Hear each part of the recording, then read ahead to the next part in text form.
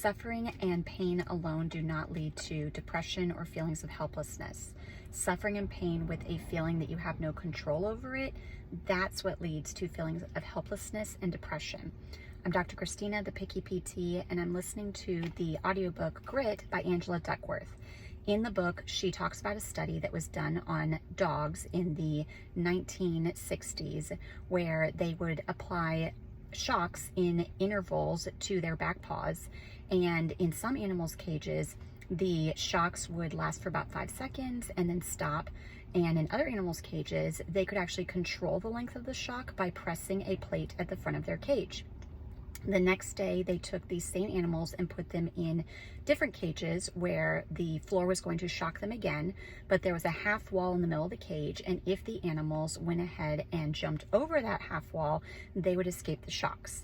What they found in the experiment is that the animals who had the control over how long the shocks lasted by being able to press the plate in their cage, they would overwhelmingly leap over the half wall and stop the shocking pain, versus the animals who were in cages without a plate and they had no control over how long these shocks lasted. 2/3 of them would just lay down on the ground, on the floor that would shock them, and just whimper and feel like they had no control over the situation. This made me think about patients that I've seen, patients that we've worked with, where a lot of patients feel like they have no control over their pain. They have no control over how often their pain comes on, how intense it is, how long it lasts.